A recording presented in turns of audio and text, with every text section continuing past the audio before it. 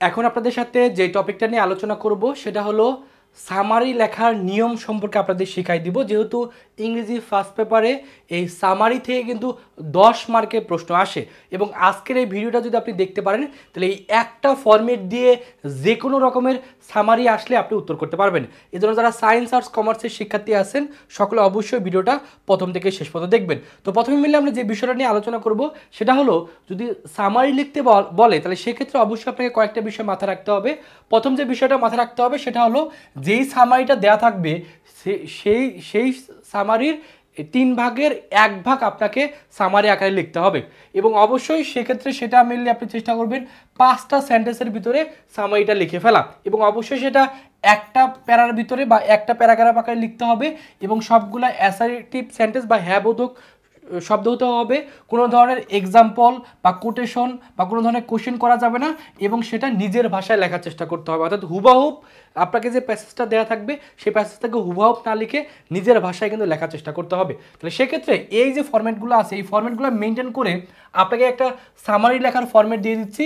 এই ফরম্যাটটা যদি আপনার মুখস্থ থাকে তাহলে যে কোনো ধরনের সামারি আসলে আপনি অবশ্যই উত্তর করতে পারবেন এবং আপনি সর্বোচ্চ মার্ক কিন্তু পেয়ে যাবেন। তো প্রথমে আপনি কি লিখবেন, প্রথম যে সেন্টেন্সটা লিখবেন সেই সেন্টেন্সটা লিখবেন the central theme of passage is, অর্থাৎ এই যে প্যাসেজটা দেওয়া থাকবে সেই প্যাসেজটা অবশ্যই দেখবেন যে কোনো না কোনো বিষয়ের উপর বেস করে বা কোনো একটা বিষয়কে কেন্দ্র করেই কিন্তু মেনলি আপনার ওই যে প্যাসেজটা থাকবে সেই প্যাসেজটা কিন্তু দেওয়া থাকবে। তো আপনার উচিত হবে প্রথমে সেই প্যাসেজটা পড়ে কোন বিষয়ের উপর বেস করে বা কোন বিষয়কে কেন্দ্র করে ওই প্যাসেজটা দেওয়া আছে ওইটা বোঝা, তারপরে মেনলি লেখা হলো the central theme of this passages, যেই টপিকটা উপরে প্যাসেজটা দেওয়া আছে সেই প্যাসেজের মেন যে টপিকটা সেই মেন টপিকটা এখানে লিখে ফেলবেন।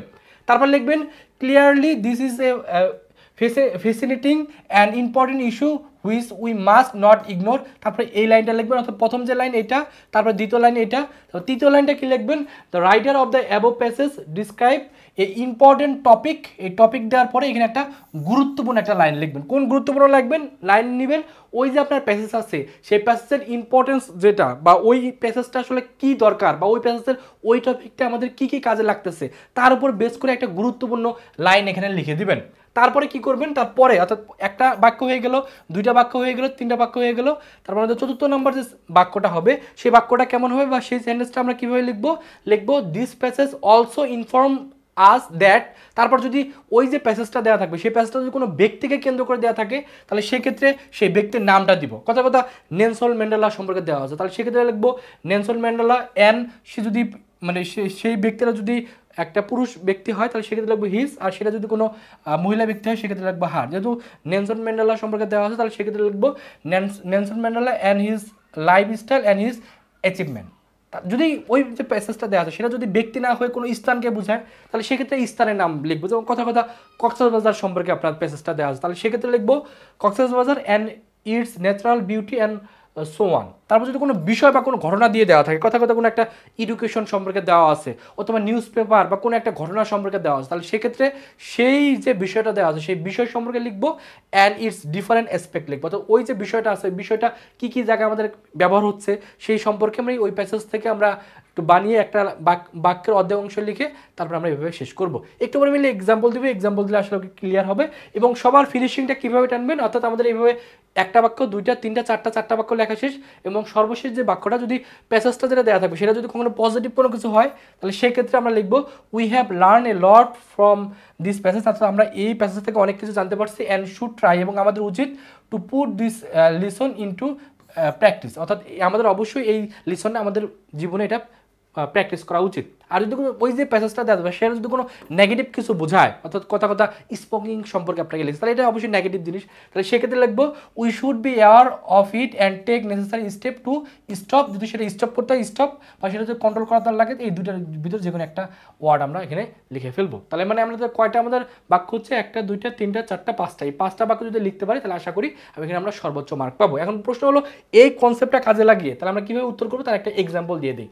ধরে নিলাম এখানে আপনাকে একটা প্যাসেজ দেওয়া আছে, প্রশ্নটা এইভাবে দেওয়া থাকবে যে write a summary of this text, এখানে একটা টেক্সট এভাবে দেওয়া থাকবে, এর উপরে আপনাকে কী লিখতে হবে সামারি লিখতে হবে। তো আপনি কীভাবে শুরু করবেন, প্রথম অবশ্যই এখানে লিখবেন সামারি লেখার পরে মিলে এভাবে একটা প্যারার ভিতরে কিন্তু এভাবে লিখবেন, অর্থাৎ আপনি মানে পয়েন্ট আকারে লেখা যাবে না, একবারে পুরো যেভাবে দেওয়া আছে এভাবে আপনি উত্তর করবেন।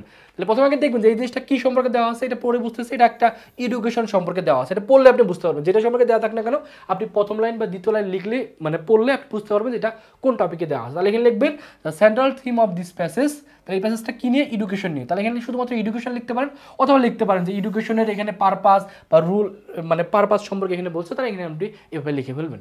তারপর লিখবেন clearly this is A fascinating and important issue which we must not ignore, তারপরে লাইনটা লিখবেন। তারপরে মিলে এই যে সেমভাবে তৃতীয় নাম্বার যেটা আছে the writer of the above passage describe important point, এই যে পয়েন্টটা আপনি এখানে লিখবেন।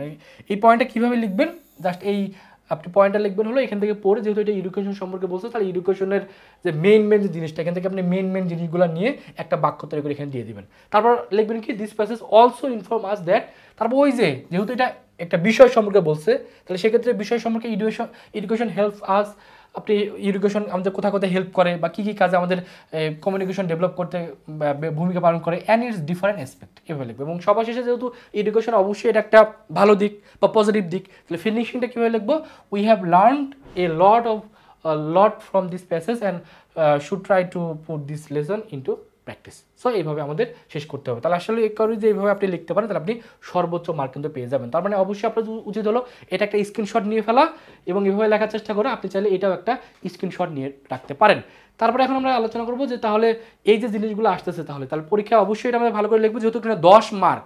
মানে মেন কথা হলো সামারি বলতে হলো আমরা কিন্তু বাংলার ক্ষেত্রে আমরা শিখে আসছি যে সারাংশ বা সারমর্ম, ওই সারাংশ অর্থাৎ একটা প্যাসেজ আপনার দেওয়া আছে সেই প্যাসেজের মূল কথাগুলো সারাংশ আকারে লেখাটাকে বলা হলো সামারি। অর্থাৎ বাংলায় আমরা সারাংশ শিখছি, ইংলিশে আমাদের সামারি শিখতে হচ্ছে। সো যেহেতু 10 মার্ক অবশ্যই আপনার উচিত হলো এটা গুরুত্ব দেওয়া।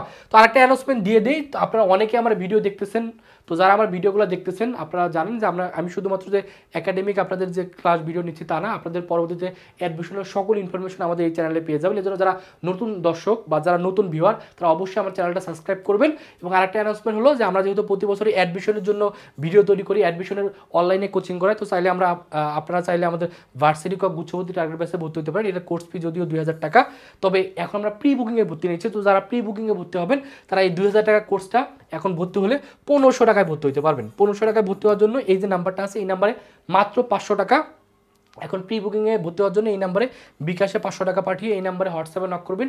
আপনাকে একটা প্রি বুকিং ফর্ম দেওয়া হবে, সেই ফর্মটা ফিল আপ করবেন। আপনাদের এই বোর্ড পরীক্ষা শেষে আপনার বাকি 1000 টাকা দিয়ে আপনি বোর্ড পরীক্ষা শেষে কিন্তু অনলাইনে অ্যাডমিশনের জন্য সম্পূর্ণ ক্লাস করে ভালো একটা প্রস্তুতি নিতে পারবেন। এবং আমাদের এই অনলাইন কোর্স থেকে কিন্তু লাস্টবার যে গুচ্ছ পরীক্ষা হয়েছে সেখানে যেই শিক্ষার্থী প্রথম হয়েছে সে কিন্তু আমাদের এই ভার্সিটি গুচ্ছবৃত্তি টার্গেট ব্যাচের শিক্ষার্থী। সো যারা ভর্তি হতে চান এখনই ভর্তি হতে পারেন। আর যারা মনে করেন যে না আপনি একবারে আপনাদের বোর্ড পরীক্ষা শেষে ভর্তি হবেন তখনও ভর্তি হতে পারেন, তবে তখন আপনাকে 2000 টাকা দিয়ে ভর্তি হতে হবে, তখন কিন্তু কোনো ছাড় হবে না। আর প্রি বুকিংয়ে ভর্তি হলে আপনি কিন্তু 500 টাকা ডিসকাউন্ট পেয়ে যাচ্ছেন। সো কোনো ধরনের হেল্প বা কোনো ধরনের সাহায্য কোনো ইনফরমেশন জানা থাকলে অবশ্যই এই নাম্বারে হোয়াটসঅ্যাপে আমাদের নক করবেন। আমাদের আর্টসের শিক্ষার্থীর জন্য জিকে ব্যাচও আছে, কোর্স ফি 1000 টাকা, এখন এটাও প্রি বুকিং চলতেছে। এই এখন ভর্তি হলে ডিসকাউন্টে ভর্তি হতে পারবেন, এই নাম্বারে হোয়াটসঅ্যাপে নক করতে পারেন। আমাদের কিন্তু এক্সাম ব্যাচও আছে। তো এই হলো সামারি লেখার কৌশলটা আপনাদের শেখাই দিলাম। তো এটা কেমন লাগছে অবশ্যই কমেন্টে জানাই দিবেন, এবং আর কোন ভিডিও বা কোন টপিকের ভিডিও লাগবে এটা অবশ্যই বলবেন। সকলে ভালো থাকবেন, সুস্থ থাকবেন, আল্লাহ হাফেজ।